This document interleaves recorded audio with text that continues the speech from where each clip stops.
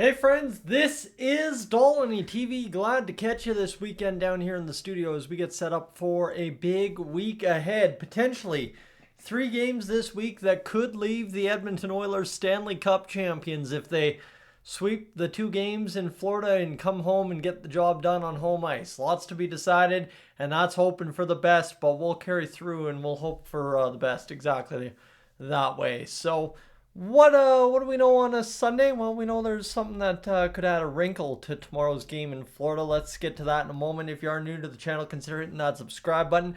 Love to have you aboard as a regular viewer here on the channel if you aren't already. As we go to the lines from earlier today at practice, and Chris Knobloch had a big time update for us as Nuge is a game time decision tomorrow. Nugent-Hopkins having perhaps his best playoffs as an Edmonton Oiler, one of the most effective years he's had in the postseason, and really after what has been a couple of years where you wish you could always get more from him, whether it be regular season, postseason. That's kind of different stories like the last 2 years, but Nugent-Hopkins has been an absolute monster for the Oilers his entire career. Maybe sometimes the production in the clutch not coming up, but this year it is.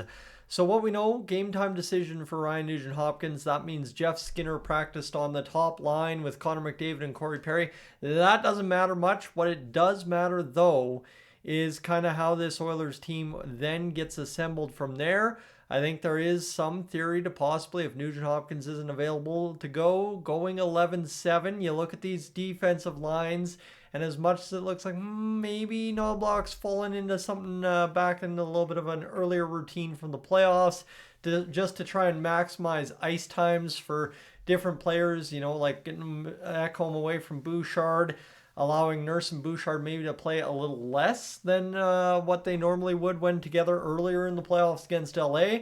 And obviously, then you kind of bolster up maybe a little bit of Klingberg's ice time. He's been effective all playoffs long. And Kulak and Wallman hopefully get the middle ground and clean up for the Edmonton Oilers on the long change in the first period and third period out there in Sunrise, Florida. So, like I said, maybe a little theory. You could go 11-7. You mix Stetcher in there. Then you start playing with the lines a little bit. You can kind of maybe rest whoever needs the rest on the defense. And then you go back to 12-6 for game 4. Hopefully you find a way to win game 3. Then you find, because you're back to 12-6 and whoever needed the rest but just basically still had to play to be effective, you just basically sit them in there and get it going. So Jeff Skinner, whether he plays or not, depends first on Nuge and then depends on the Oilers lineup construction going into game number 3. I would assume, though, if Nuge is out, the Oilers will likely go 12-6. I know, like I'm saying, there is something to be said for 11-7, but 12-6, Jeff Skinner mixes in there. You've seen Podkolzin get some shifts on the top line there, or I think it was game 2 and maybe once or twice in game 1. So I wouldn't be surprised if the Oilers continue blending the lines and doing all that.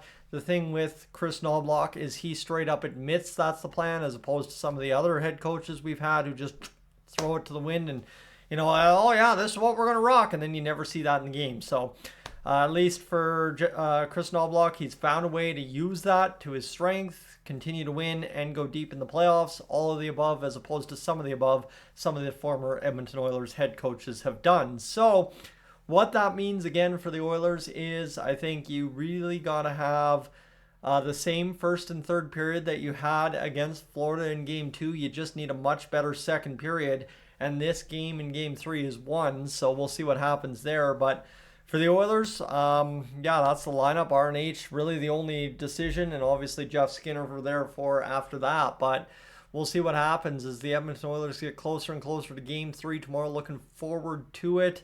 Watching from the dugout, I think, is what I signed myself up for on Friday night. I'm not sure. Memory doesn't serve 100% on a late Friday night after a game at number 2, but I would assume that's what I signed myself up for based on what I remember. So, friends, it's been a wild weekend of going out there and enjoying the summertime, so hope you've had the same as well. The Oilers not playing Saturday, Sunday kind of alleviates, and obviously for those of you that like to tie one on during the hockey game, it was a good Friday night to do so, going all the way to double overtime. So we will talk, well, probably if there's anything substantial post-game of game 3 tomorrow.